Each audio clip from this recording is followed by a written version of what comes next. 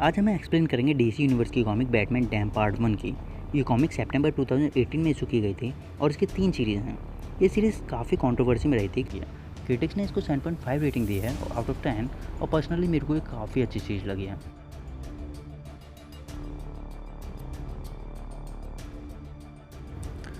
Black और white, love और hate, life और डेथ। ये कहा जाता है कि इनके बीच में एक बहुत ही बारीक धागा होता है और मैं इसको सच भी मानता हूँ।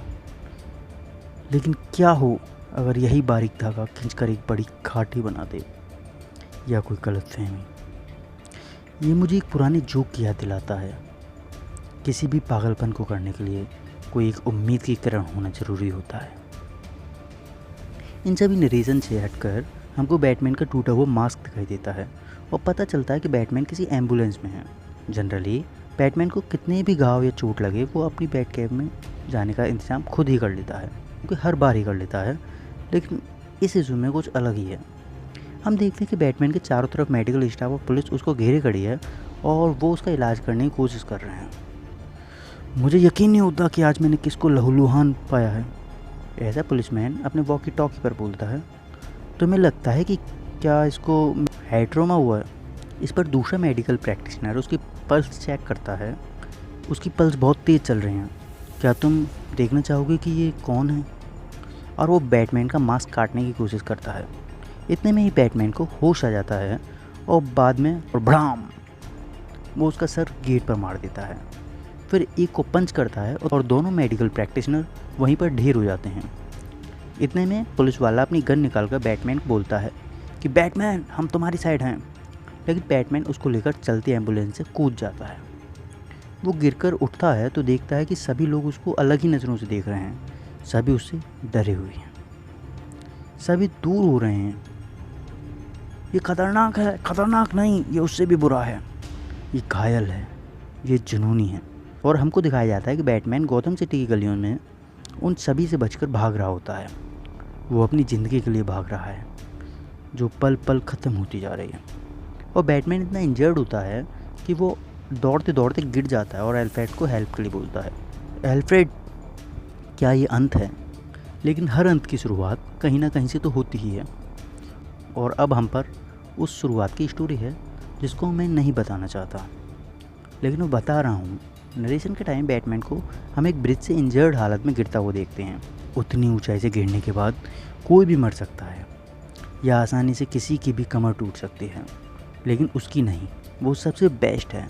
और इतनी ऊंचाई से गिरने पर भी बैटमैन खुद को बचा लेता है और पानी से बाहर उसे कुछ धुंधला सा दिखाई देता है। माँ, ब्रूस, हम यहीं पर हैं बेटा, तुम काफ़ी अच्छा कर रहे हो। और बैटमैन डूब जाता है। प्रेजेंट में हम देखते हैं कि बैटमैन गली में इंजर्ड हालत में पड़ा एल्फ्रेड से हेल्प मांग रहा है और उसके सामने एक साया चलता हुआ आ रहा है। तुम्हें अगर मेरी हेल्प चाहिए तो फिर वो अभी या फिर जल्दी मिलेगी, लेकिन मिलेगी ज़रूर। बाय द वे, इसमें मेरी कोई गलती नहीं है, ये मैं खुद से कहता रहता हूँ, लेकिन झूठ बोलना मेरी आदत है। और ये सब बोलते हुए वो साया लाइट में आता है और हमको दिखाई देता है जॉन कॉन्स्टेंटीन।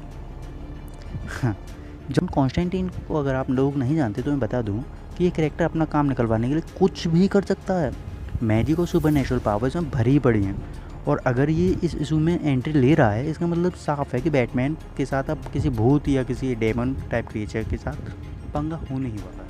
तुम एल्फ्रेड नहीं हो? नहीं हो, लेकिन मुझे लगता है कि तुम्हारा बटलर और बैटमैन बेहोशी की हालत में अपने फ्लैशबैक में चला जाता है। तुम अकेले नहीं हो। मम्मी, पापा, देखो मैं उड़ रहा हूँ, देखो। और अब हमें ब्रूस, जो कि अभी खुद बच्चा है, वो किसी पार्क में बच्चों के साथ खेलता दिखाई देता है। मम्मी, पापा, मुझे देखो, मुझे देखो ब्रूस, मेरी तरफ देखो। ब्रूस को कुछ एन्चेंटर्स सुनाई देते हैं जो कि पेड़ के पीछे से आती है। मेरी तरफ देखो ब्रूस। और हम लोग किसी डीमोनिक एंटिटी को ब्रूस से बात करते हुए देख पाते हैं। तुम कौन हो? मैं सब कुछ हूँ। मैं जगह हूँ, मैं वक्त हूँ, मैं इच्छा हूँ या इच्छा का डर। मैं तुम्हारा सीक्रेट हूँ ब्रूस। क्या तुम मेरे बनोगे? नहीं, रुको, ये कहकर बैटमैन की आँख खुल जाती है।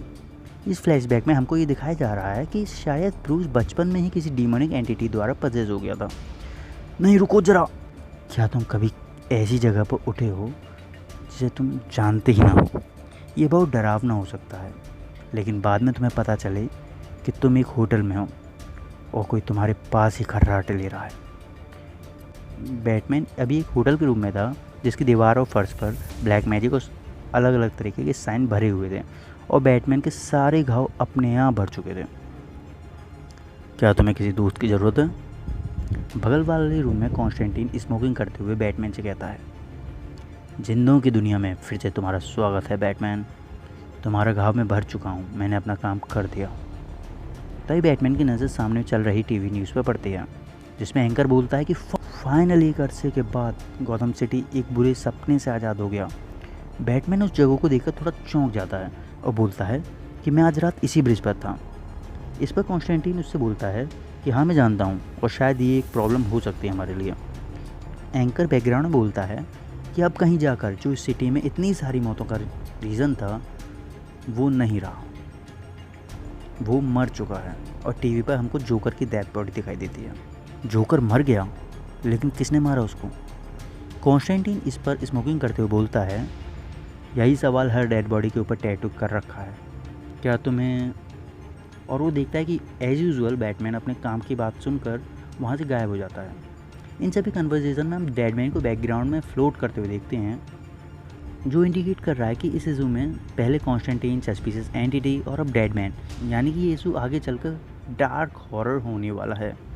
खैर, बैटमैन कॉन्स्टेंटीन के सामने से गायब होकर बिल्डिंग्स पर से उड़ते हुए कहीं जाता है और उसको फिर फ्लैशबैक दिखाई देता है, जिसमें ब्रूस जब छोटा होता है तब वो एक ब्रिज से थूकता है और हमको दिखाया जाता है कि ब्रूस के पिता का अफेयर है और वो उससे बात कर रहे हैं।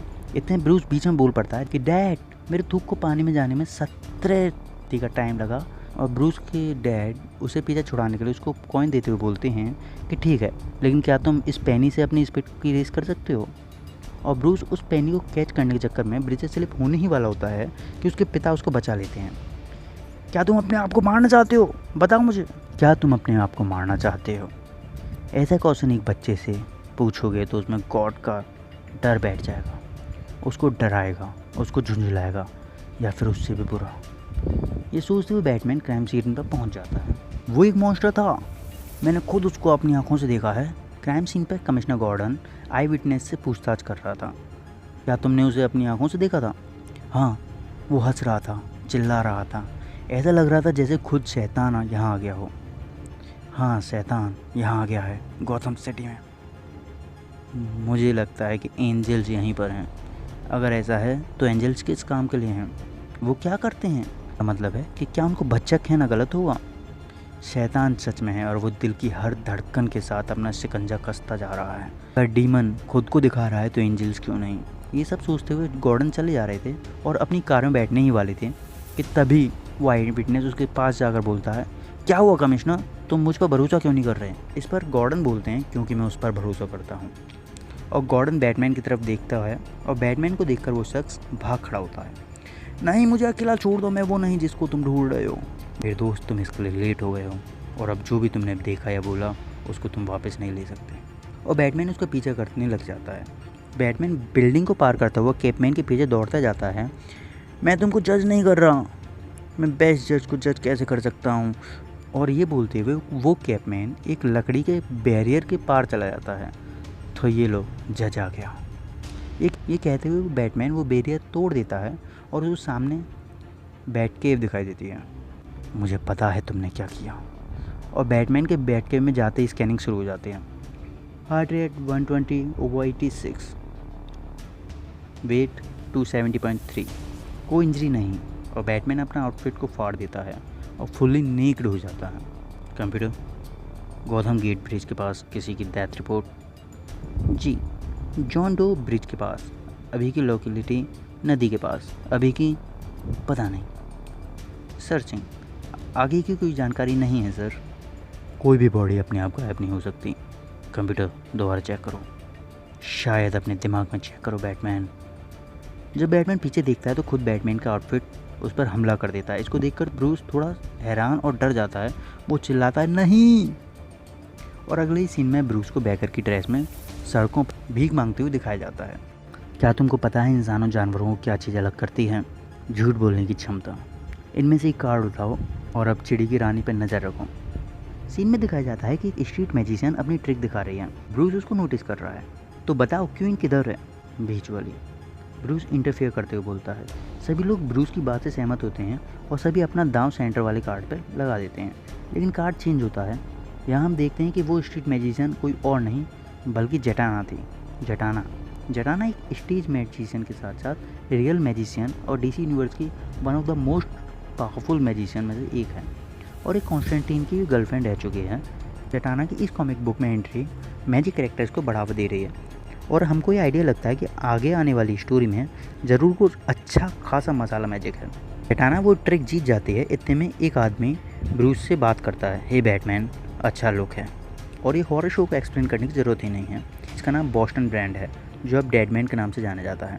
वो रोड पर चलते लोगों के अंदर जाकर ब्रूस से बात करता है और जैसे जैसे डेडमैन अपनी बॉडी चेंज करता है, बैकग्राउंड में जटाना कार ट्रक के बहाने ब्रूस को उस पर नज़र रखने की बोलती है। डेडमैन एक स्ट्रीट डॉग के अंदर जाकर वहाँ से चला जाता है। ब्रूस जटाना से बोलता है कि क्या तुम मेरे एक दोस्त को ढूंढने में हेल्प कर सकती हो? उसने ग्रीन केप पहना हुआ है और वो थोड़ा पीला सा दिखता है। और जटाना एक कार्ड निकाल कर बोलती है कि क्या ये तुम्हारा फ्रेंड है? अब वो कार्ड और किसी का नहीं बल्कि जोकर का था। सीन कट होकर ब्रूस के विला में जाता है जहाँ वो डीप थिंकिंग में होता है। हार किसी की भी हो सकती है, कोई भी हार सकता है, तुम भी, क्योंकि कहीं ना कहीं तुम भी एक इंसान हो। और ब्रूस फिर से फ्लैशबैक में चला जाता है। हाँ, ब्रूस के माता पिता थॉमस के अफेयर के लिए झगड़ा कर रहे थे। क्या तुम ब्रूस को जगाना चाहते हो? हमेशा तुम एक्सक्यूज ही देते रहते हो। अगर उसने सुन लिया तो? लेकिन ब्रूस जग रहा होता है और सब सुन लेता है। और इतने में ब्रूस को फिर से वही एन्चेंटर सुनाई देती है जो उसको पार्क में सुनाई देती थी। ये सच नहीं है ब्रूस, मैं जानती हूँ तुम क्या चाहते हो। मुझे डरो मत, अभी या कभी भी मुझसे डरना मत। ब्रूस डरते हुए से बोलता है, मैं तुमसे नहीं डरता हूँ। और हम उसी एंटिटी को हाथ में एक बैट लिए रूम के कॉर्नर में बैठे हुए देखते हैं। मुझे तुम्हारे आंसू चाहिए, क्या तुम मेरे लिए रो सकते हो? और ऐसा कहते हुए वो एंटिटी ब्रूस के चेस्ट पर बैट रख देती है। बोलो ब्रूस, क्या तुम मेरे लिए रो सकते हो? नहीं। और ब्रूस जाग जाता है और न्यूज़ पर उसको पता चलता है कि एक और किडनैपिंग हुई है। ब्रूस बैटमैन बनकर उसी वक्त चर्च में चला जाता है। वहाँ कॉन्स्टेंटीन पहले से बैठा होता है। अरे देखो, एक बैट चर्च में चला आया। क्या तुमको ये फ़नी लगता है कॉन्स्टेंटीन?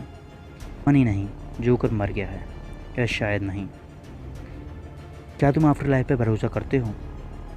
तुम्हारे लिए शायद ये घटिया सवाल होगा, लेकिन वो तुम पर भरोसा ज़रूर करता है। और हम देखते हैं कि जीसस के स्टैचू को किसी ने तबाह कर दिया है और जोकर का लुक दिया है।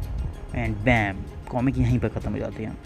तो एंड में हमको ये पता चलता है कि जोकर प्रेजेंट में या तो चिंता है या फिर उसकी इविल स्पिरिट है, क्योंकि कॉमिक बुक में इतने सारे डार्क हीरोज़ का होना हमको साफ आफ्टर लाइफ के बारे में बताता है। अब ये कितना सच है या कितना झूठ, ये आगे ही पता चलेगा बैटमैन डैम के पार्ट 2 एपिसोड में।